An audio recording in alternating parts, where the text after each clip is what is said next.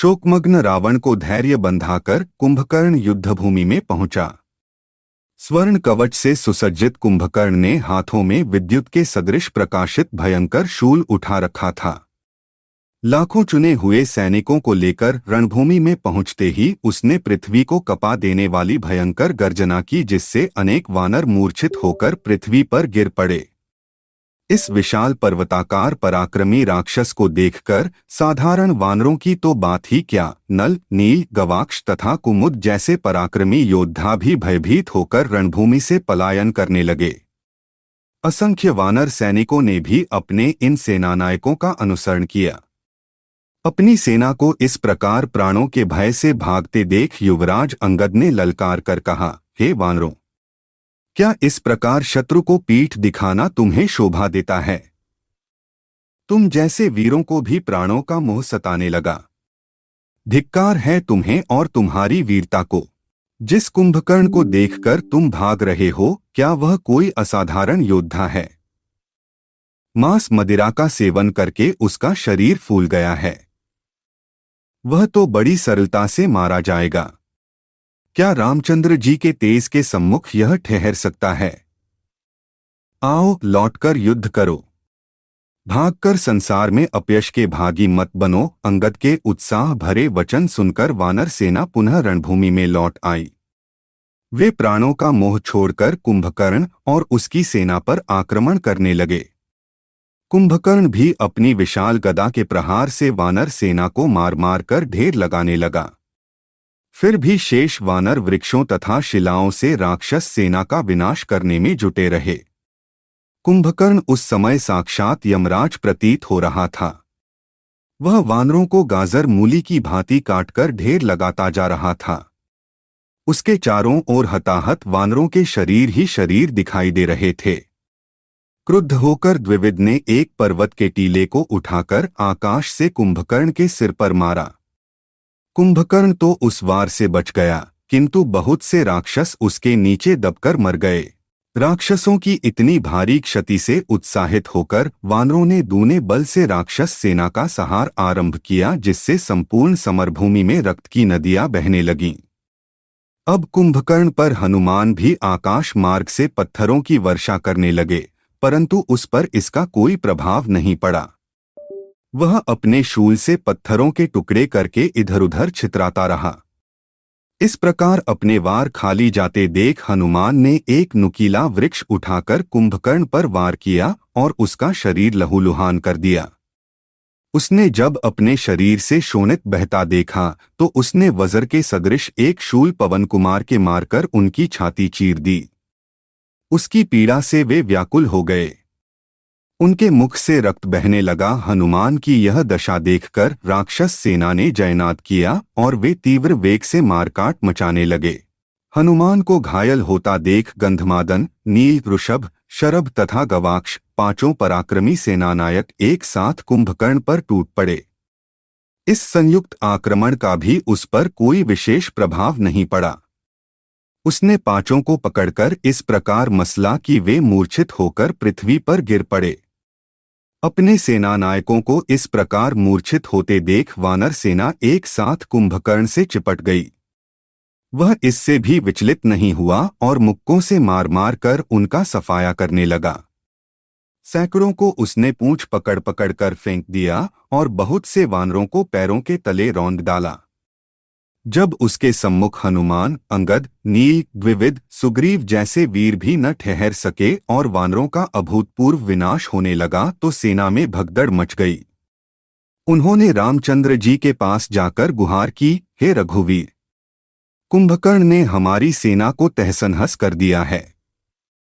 हमारे बड़े बड़े सेनापति घायल हो गए हैं।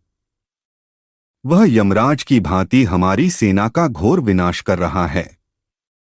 ऐसा प्रतीत होता है कि वह हमारी संपूर्ण सेना को नष्ट कर डालेगा।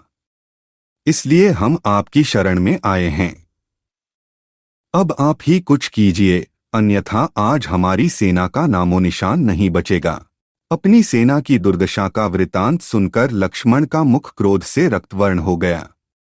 वे राम की अनुमति लेकर कुंभकर्ण से युद्ध करने के लिए चले। उनके पीछे पीछे वानर सेनापति भी जयघोष करते हुए चले। अपने सम्मुख लक्ष्मण को देखकर कुंभकर्ण ने हर्षनाद करते हुए कहा, लक्ष्मण, मुझसे युद्ध करने का तुम्हारा साहस देखकर मैं प्रसन्न हुआ। तुम अभी बालक हो और मैं तुम्हारा वध नहीं करना चाहता। तुम लौट जाओ और राम को भेजो, मैं उसका ही वध करूंगा। इस पर श्री राम ने उसे फिर ललकारा और तीक्ष्ण बाणों से उसके शरीर को छलनी कर दिया। तब कुपित होकर कुंभकर्ण ने पृथ्वी से एक भारी शिला उठाकर रामचंद्र जी पर फेंकी, जिसे उन्होंने 7 बाण मारकर चूर चूर कर दिया।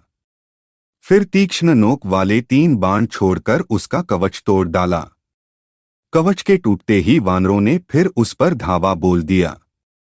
उनसे घायल होकर वह क्रोध में इतना पागल हो गया कि उसे अपने और पराये का भी ज्ञान न रहा।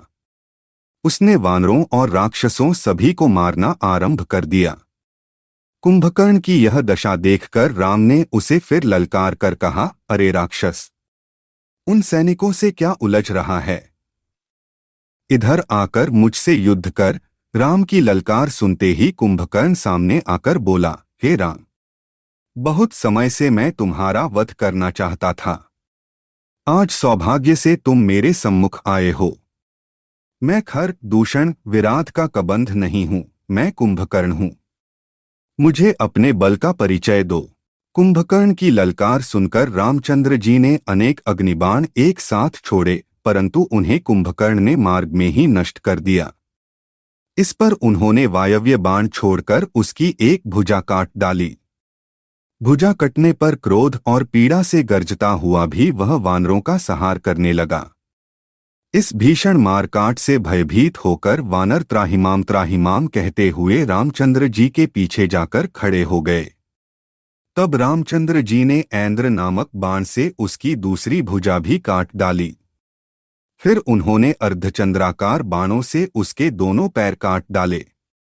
इससे वह भयंकर शब्द करता हुआ पृथ्वी पर गिर पड़ा।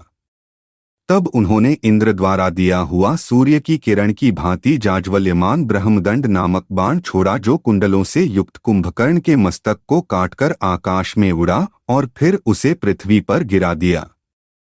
कुंभकर्ण के मरते ही वानर सेना में हर्ष की लहर दौड़ गई। उनके जयनाद ने संपूर्ण लंकापुरी को थर्रा दिया। कुंभकर्ण के मरने के पश्चात राक्षसों ने रावण को जाकर दुखद संवाद सुनाया। कुंभकर्ण की मृत्यु का समाचार सुनकर रावण मूर्छित हो पृथ्वी पर गिर पड़ा। नरांतक, देवांतक, त्रिशिरा आदि राक्षस भी अपने चाचा की मृत्यु का समाचार सुनकर रोने लगे। जब रावण की मूर्छा भंग हुई तो वह विलाप करके रोने लगा, हाय, आज मैं भाई को खोकर बिल्कुल असहाय हो गया। जिस कुंभकर्ण के नाम से देवदानव तक थर्राते थे, वह वीर आज मनुष्य और वानरों के हाथों मारा गया। तुम्हारे बिना आज यह राज्य मेरे किस काम का? तुमने ठीक ही कहा था कि मैंने विभीषण की बात न मानकर भूल की थी। हाँ कुंभकर्ण, तुम मुझे अकेला क्यों छोड़ गए? बिना भाई के यह जीवन भी कोई जीवन है? मैं तुम्हारे बिना अब किसके भरोसे जीऊंगा? इस प्रकार विलाप करते हुए वह फिर मूर्छित हो गया। जब रावण को फिर सुधि आई तो त्रिशिरा ने उसे धैर्य बंधाते हुए कहा, पिताजी, चाचा जी के मरने का आप इतना शोक क्यों करते हैं? उन्होंने तो शत्रु के छक्के छुड़ाने के पश्चात ही वीर गति प्राप्त की है। अभी आपको निराश होने की क्या आवश्यकता है? आपके पास तो ब्रह्मा की दी हुई शक्ति है। उसी से आप सेना सहित राम का नाश कीजिए। हम सब भी आपके साथ चलेंगे। आप अभी शोकाकुल हैं, विश्राम कीजिए। हमें रणभूमि में जाने की अनुमति दीजिए। त्रिशिरा के इन वचनों को सुनकर रावण को कुछ धैर्य बंधा और उसने अपने पुत्रों को युद्ध में जाने की अनुमति दे दी।